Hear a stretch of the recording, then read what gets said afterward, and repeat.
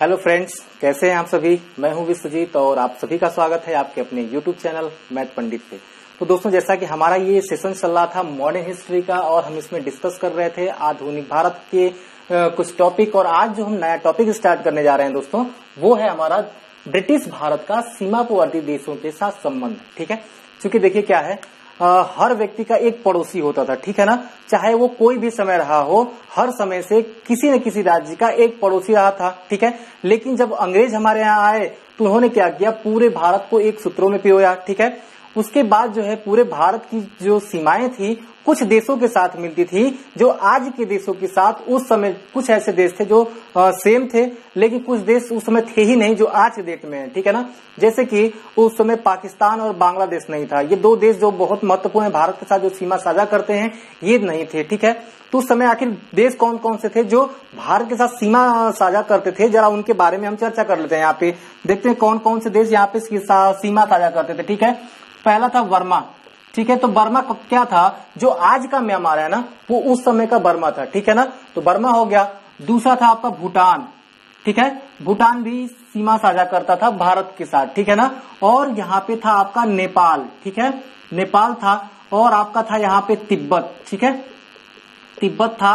और आपका था यहाँ पे अफगानिस्तान। ठीक है ना, अफगानिस्तान। जरा ध्यान से सुनिएगा, बर्मा, भूटान, नेपाल, तिब्बत और अफगानिस्तान, ये जो थे ये भारत के साथ सीमा साझा करते थे, क्योंकि चीन की सीमा हमसे नहीं लगती थी। बात समझ में आ रही है, क्योंकि चीन का तिब्बत पे कब्जा नहीं था, इसलिए जो चीन की सीमा थी वो हमारे साथ लगती नहीं थी। तो आप जरा ध्यान दीजिएगा, उस समय चीन जो आज के समय में हमारे साथ सीमा साझा कर रहा है। ठीक है, और यहाँ पे आपको बता दूं कि बांग्लादेश और पाकिस्तान, ये भी दो देश उस समय नहीं थे। ये दो देश कब आए, 3 जून 1947 को जब भारत का विभाजन हुआ, तब से ये दोनों अस्तित्व में आए। ठीक है ना, तो भी बांग्लादेश जो था उसमें पूर्वी पाकिस्तान के नाम से जाना जाता था, वो सब बाद में हम पढ़ेंगे। ठीक है, आज हम जो बात करने जा रहे हैं, जो ब्रिटिशर्स थे हमारे यहाँ, ठीक है, उनका जो था इन देशों के साथ क्या संबंध था, किस प्रकार संबंध था, एक एक करके हम आपको पढ़ाते जाएंगे। ठीक है ना, तो आज हम बात करने जा रहे हैं बर्मा के बारे में, बर्मा और भूटान के बारे में बात करेंगे।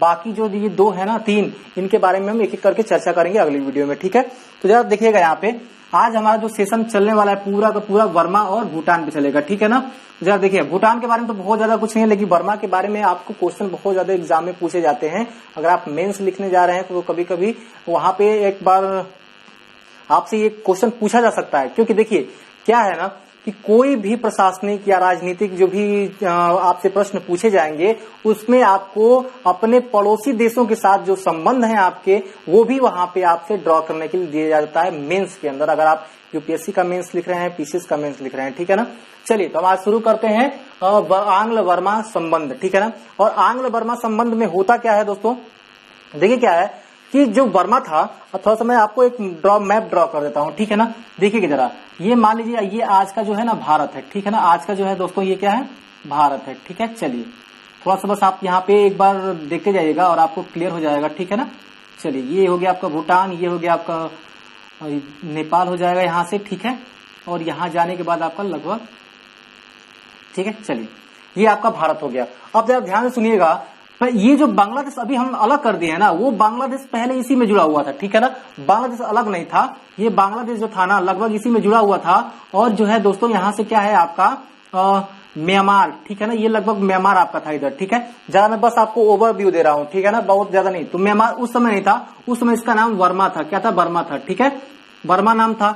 अब जरा ध्यान दीजिएगा, बर्मा सरकार ने क्या किया 1817 और 18 में। ठीक है ना, 1817-18 में। ठीक है, 1817 से 1818 में क्या किया कि ये सैनिक अभियान चलाए। ठीक है ना, और सैनिक अभियान में होता क्या है कि एक राज्य दूसरे राज्य पे कब्जा करने के लिए जाते हैं। ठीक है ना, तो सैनिक अभियान में हुआ क्या, ये असम वाला जो पार्ट है, देखिएगा यहाँ असम है आपका, इधर मणिपुर है जो। ठीक है, तो असम और मणिपुर में क्या किया, इन्होंने कब्जा करने का प्रयास किया। तो कब्जा करने में क्या है कि मणिपुर पे इन्होंने पूर्ण रूप से कब्जा कर लिया। ठीक है, उस समय जो सेनापति थे उनके महाबुंदेला। ठीक है ना, वहां बर्मा सरकार के सेनापति थे महाबुंदेला। कौन थे दोस्तों, तो महाबुंदेला।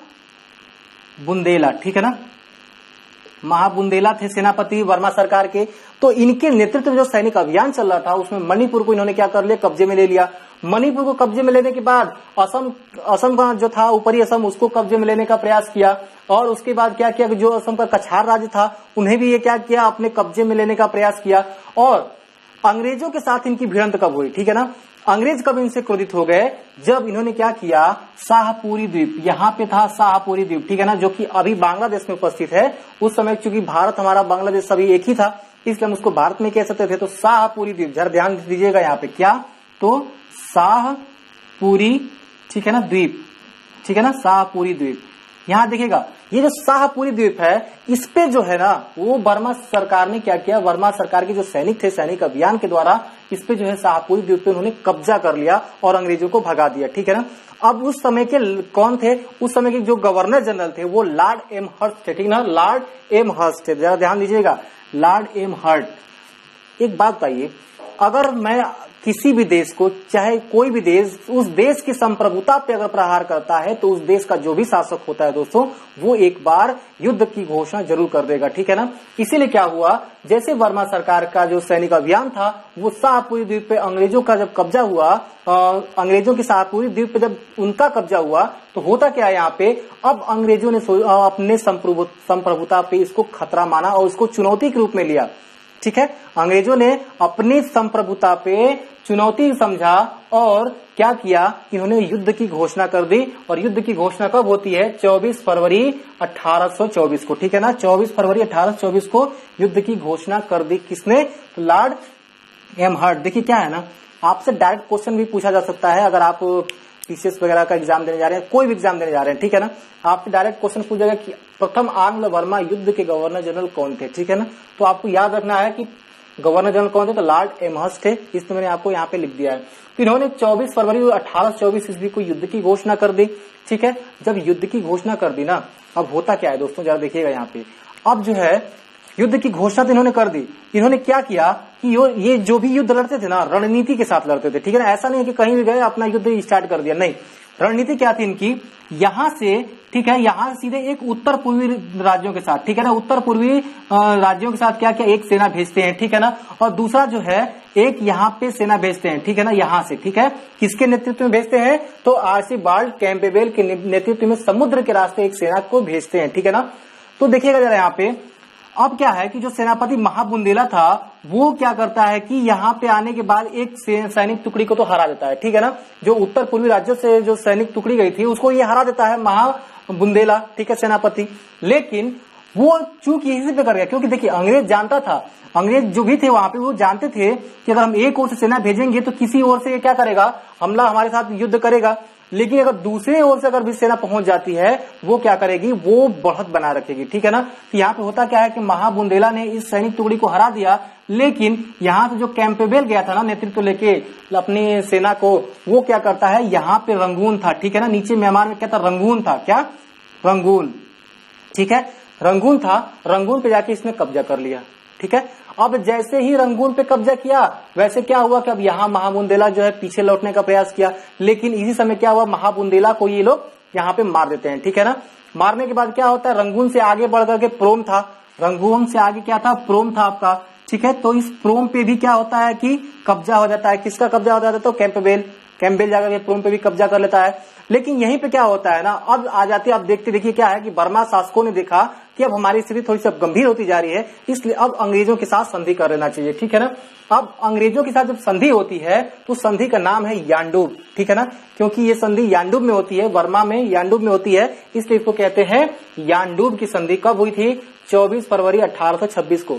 प्रथम आंग्ल युद्ध कब स्टार्ट हुआ था, प्रथम आंग्ल बर्मा युद्ध 24 फरवरी 1824 को स्टार्ट हुआ था, और ये 24 फरवरी 1826 को यानडूब की संधि होती है, लगभग 2 साल बाद, ठीक है ना।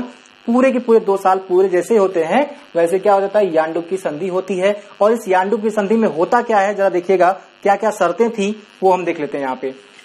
पहला था टेनासिरम और आराकान अंग्रेजों को दे दिया जाए, ठीक है ना। देखिए क्या है, यहाँ पे 2 मुख्य राज्य थे, 2 मुख्य प्रांत थे बर्मा के, ठीक है ना। यहाँ पे कौन था, आपका आराकान था यहाँ पे, और आराकान जो बहुत ही ज्यादा इंपॉर्टेंट है, और इसी की वजह से क्या है ना कि लॉर्ड एमहर्स्ट को अर्ल ऑफ आराकान की उपाधि दी गई थी, ठीक है ना। लॉर्ड एमहर्स्ट को क्या दिया गया था कि अर्ल ऑफ आराकान की उपाधि दी गई थी, इसीलिए क्योंकि आराकान जो है ये प्राप्त करने में अंग्रेज सफल रहे थे।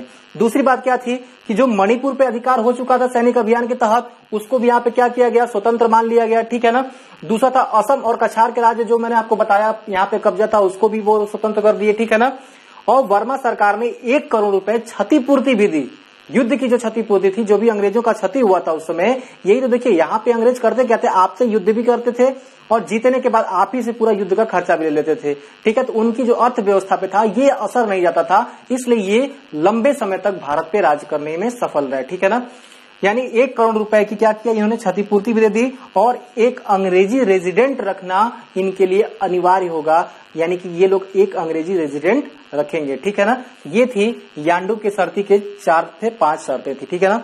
बाकी ये क्वेश्चन आपसे पूछा जा सकता है कि अर्ल ऑफ आराकान किसको उपाधि दी गई थी, तो आपको याद रखना है लॉर्ड एमहर्ट को याद रखना है, ठीक है ना।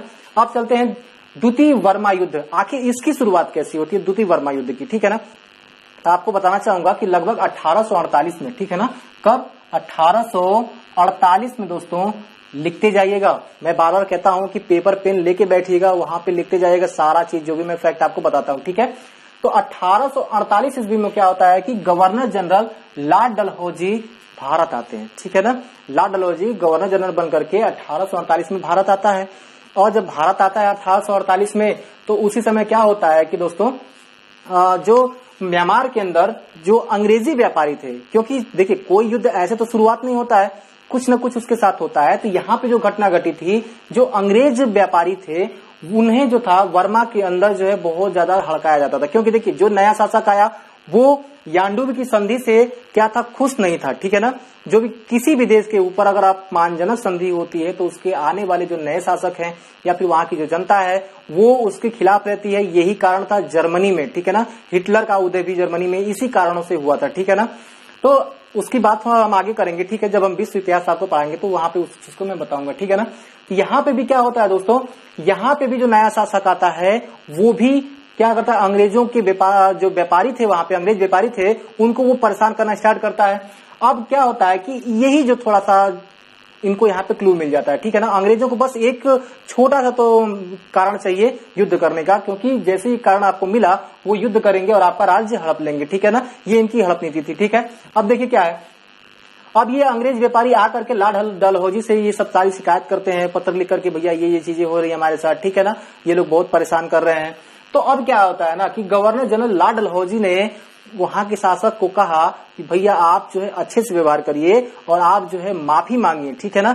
लेकिन वहां का शासक ने इनके पत्र का उत्तर नहीं दिया, और जब इनके पत्र का उत्तर नहीं दिया तो लॉर्ड डलहौजी ने एक जो सेना का अधिकारी था लैम्बर्ट, ठीक है ना, लैम्बर्ट को 3 जहाजों के साथ, 3 बड़े जहाजों के साथ समुद्री मार्ग से फिर कहां भेजता है, बर्मा की तरफ भेजता है, ठीक है ना।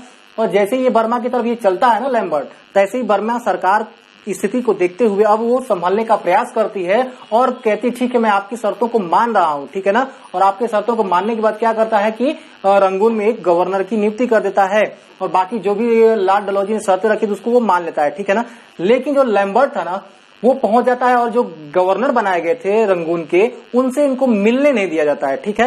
इसकी वजह से ये नाराज हो जाता है और नाराज होकर के बर्मा का जो शाही जहाज था, ठीक है ना, रॉयल एलोशिप, ठीक है, इनका क्या नाम था, बर्मा जो शाही जहाज था उसका नाम था दोस्तों रॉयल एलोशिप, ठीक है। चलिए क्या था, रॉयल एलोशिप, ठीक है ना, येलो शिप, देखिए यहाँ पे। अब देखिए क्या होता है, रॉयल एलोशिप को लेकर के भागने लगता है कौन, ये लैम्बर्ट। अब क्या होता है, बर्मा वाले जो थे अब वो क्रुद्ध हो जाते हैं। क्रुद्ध होने के बाद क्या करते हैं, इस जहाज पे उन्होंने गोलाबारी स्टार्ट कर दी, ठीक है ना, जिसको लैम्बर्ट लेके भाग रहा था शाही जहाज रॉयल एलोशिप को, ठीक है।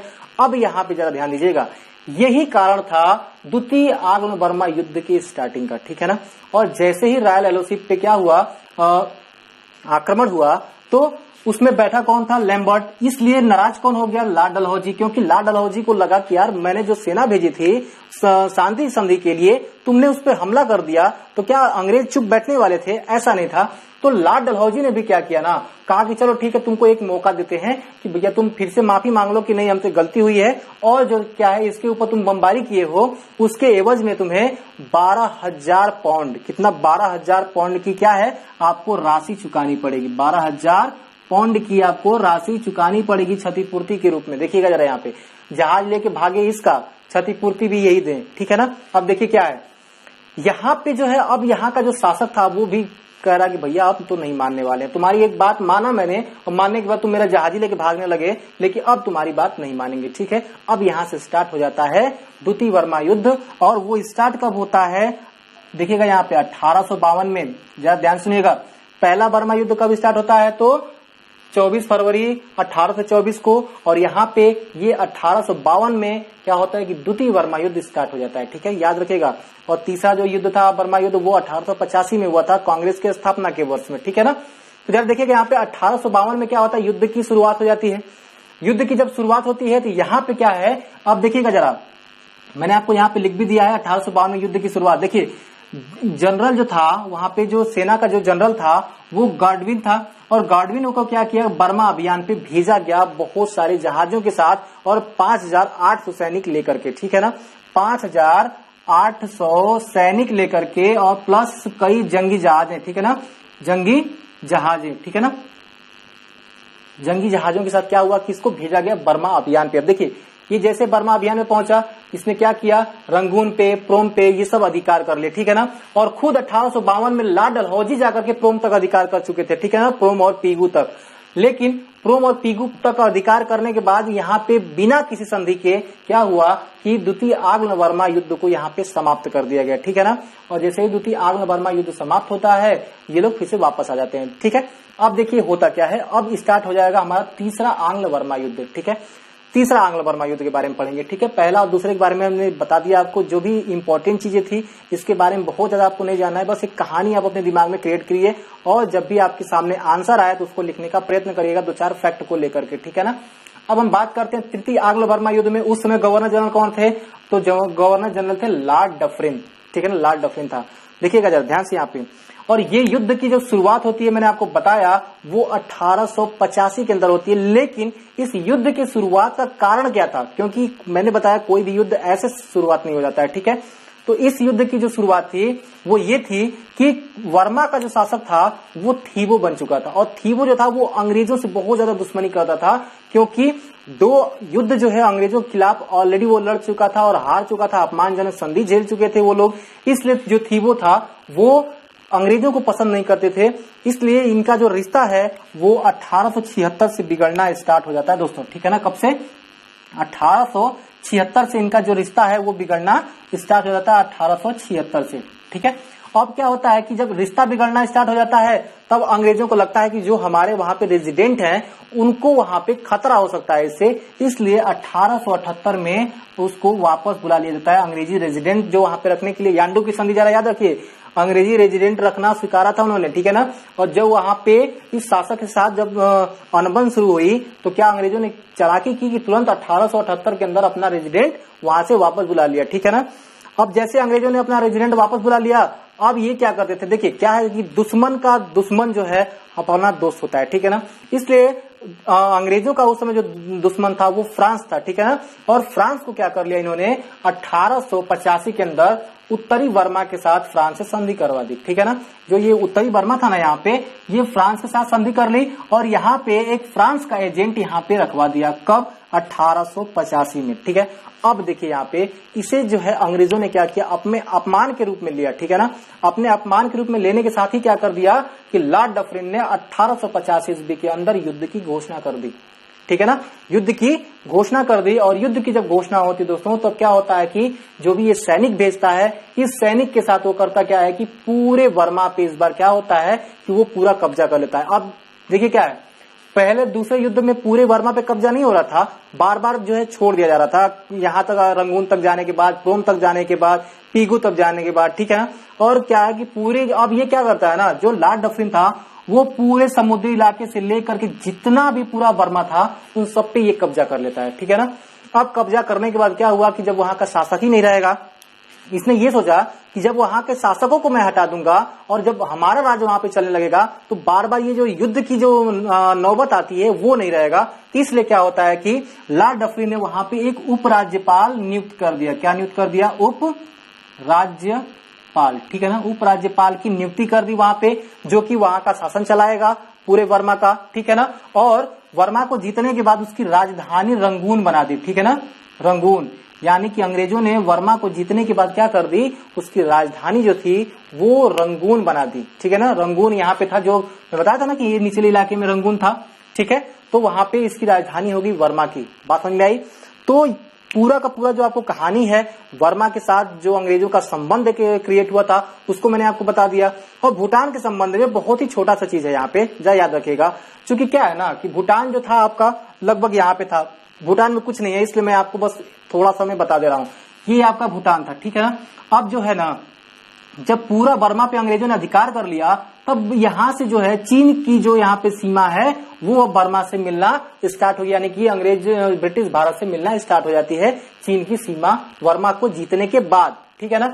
अब देखिए क्या है, ये क्वेश्चन आपसे पूछ सकता है, ठीक है ना, कि चीन की सीमा कब से जो है मिलना स्टार्ट हो गई ब्रिटिश भारत के साथ, तो 1885 से, ठीक है ना। इस बात को आप याद रखिएगा। अब देखिए यहाँ पे होता क्या है, रंगून राजधानी तो बनी गई, लेकिन जो आपको पता होगा कि जो प्रथम बर्मा युद्ध था लगभग 24 के तहत 1824 में, वहां तक जो है ना कि यहाँ पे अंग्रेजों का अधिकार हो गया था, ठीक है ना। अब ये भूटान वाले करते क्या थे, यहाँ पे बहुत सारे दर्रा थे जो असम के राज्यों में घुस जाते थे ये लोग, और उस दर्रों से क्या करते थे, जो वो छापेमारी करते थे, चोरी चकैती करते थे, ठीक है ना। इसलिए अंग्रेजों ने क्या किया, इस दर्रे पे अपना अधिकार कर लिया, और अधिकार करने के साथ ही क्या कर दिया कि इनका पूरा का पूरा काम खत्म कर दिया, ठीक है ना। तो बहुत ज्यादा भूटान के साथ इनका संबंध नहीं है, इसलिए बस आप इतना ही जानिए कि अंग्रेजों ने इन दर्रों पे क्या कर लिया, अधिकार कर लिया, जिस दर्रे की सहायता से ये भारत में आते थे, लूट मार करते थे, ठीक है ना। तो बस आपका यहाँ तक भूटान और आपका म्यांमार यानी कि जो बर्मा था उसका कहानी पूरा समाप्त होता है दोस्तों। और जो भी फैक्ट है उसको आप लिखते जाइएगा। और मैं आपको थोड़ा सा एक नया चीज आपको बता दूं कि एक दिन जो हमारा सेशन चलेगा वो पॉलिटी के ऊपर भी चलने जा रहा है कल से, ठीक है ना। और एक दिन जो हमारा आपका चल रहा था इतिहास वो चलेगा, ठीक है। यानी कि एक एक दिन का गैप पर ये दोनों वीडियो आते रहेंगे, ठीक है। तो आज के लिए इतना ही दोस्तों, जय हिंद।